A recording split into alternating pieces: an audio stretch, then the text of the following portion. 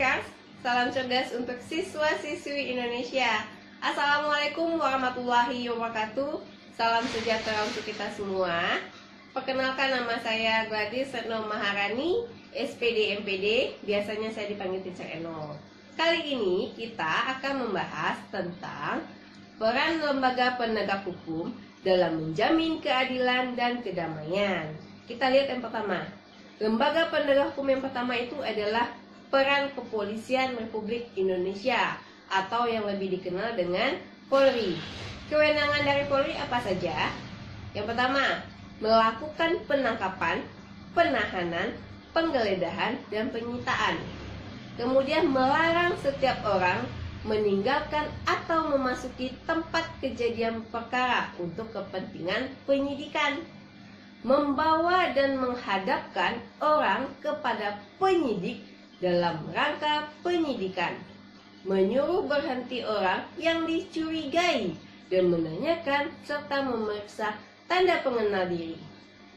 Lanjut, melakukan pemeriksaan dan penyitaan surat, memanggil orang untuk didengar dan diperiksa sebagai tersangka ataupun saksi, mendatangkan orang ahli yang diperlukan dalam hubungannya dengan pemeriksaan perkara. Itu adalah peran dari Kepolisian Republik Indonesia. Lanjut, kita masuk peran Kejaksaan Republik Indonesia. Kejaksaan Republik Indonesia adalah lembaga negara yang melaksanakan kekuasaan negara, khususnya di bidang penuntutan. Kejaksaan dikelompokkan menjadi 3 bidang. Bidang pidana, melakukan penuntutan, melaksanakan penetapan hakim dan putusan pengadilan yang telah memperoleh kekuatan hukum tetap, serta melakukan pengawasan terhadap pelaksanaan putusan pidana bersyarat, putusan pidana pengawasan, dan keputusan lepas bersyarat. Sedangkan di bidang perdata dan tata usaha negara, kejaksaan dengan kuasa khusus dapat bertindak baik di dalam maupun di luar pengadilan untuk dan atas nama negara atau pemerintah. Sedangkan dalam bidang ketertiban dan ketentraman umum, meningkatkan kesadaran hukum masyarakat, pengamanan kebijakan penegakan hukum, pengawasan peredaran barang cetakan, pengawasan aliran kepercayaan yang dapat membahayakan masyarakat dan negara. Itu adalah peran Kejaksaan Republik Indonesia dari 3 bidang.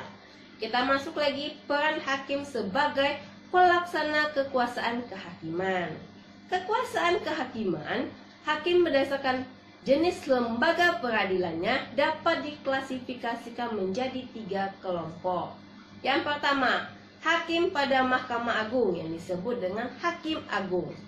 Yang kedua, hakim pada badan peradilan yang berada di bawah Mahkamah Agung, yaitu lingkungan peradilan umum, lingkungan peradilan agama, lingkungan peradilan militer, lingkungan peradilan tata usaha negara, dan hakim pada peradilan khusus yang berada dalam lingkungan peradilan tersebut. Dan yang ketiga adalah hakim pada Mahkamah Konstitusi yang disebut dengan Hakim Konstitusi. Kita lihat peran advokat dalam penegakan hukum. Advokat adalah orang yang berprofesi memberi jasa hukum baik di dalam maupun di luar pengadilan. Jasa hukum yang diberikan bisa berupa konsultasi hukum, bantuan hukum, menjalankan kuasa, mewakili, membela, mendampingi, dan melakukan tindakan hukum.